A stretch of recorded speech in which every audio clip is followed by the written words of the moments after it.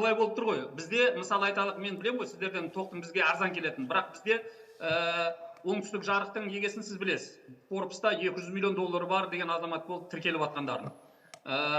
Яғни ол кісі бізге өте қымбат бағадан сатады. Оның үстіне қазір бізде қыста жиі свет өшіп жатыр, анау өшіп жатыр. Өйткені айтады, мына подстанция керек, анау биыл сіздерден 2 миллиард теңге алып республикадан 2 қана шағын ауданды жөндеп шықты. А бізде ондай тозығы жеткен аудандар өте көп. Ал неге осы олигополияның егесі өз қаржысына самайды? Неге ол міндетті түрде өкіметтен әкеліп істеуіміз керек? Егер өйтіп істемейтін болса, неге ондай өкіметке қайтарып бермейді деген сұрақ. Мен осыған шығарып жатыр едім сізді.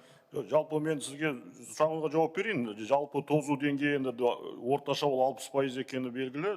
Оңтүстік Шымкент қаласында ғана емес, жалпы мемлекет бойынша. Бірақ бұл жерде бұл мекемелер тариф арқылы ғана жұмыс істейтін мекемелер, сондықтан біз бұл оңтүстік жарық транзитқа ешқандай бюджеттен қаражат бөліп жатқан жоқпыз. Ол жалпы осы мекеме өзінің инвестициялық жобаларына сәйкес қана жұмыс жасайды. Сондықтан бұл мәселе бақылауда. Қазір жалпы тариф арқылы, екіншісі ұлттық жоба бар, энергетикалық коммуналдық секторлы жөндеу бойынша. Сол бойынша да Шымкент қаласы, мысалы Түркістан облысы бойынша 5 жылда 100 миллиардтан астам қаражат жеңілдетілген несиелер арқылы осы жоба арқылы бөлінеді. Сондықтан бұл тозу деңгейі де жаңағы айтылып жатқан ахуалдарды да жөндеу жұмыстары да жүргізіледі. Сондықтан біз оны енді бізде көп энергетика жеке меншікте ғой, бұл нарықтық экономика, сондықтан оны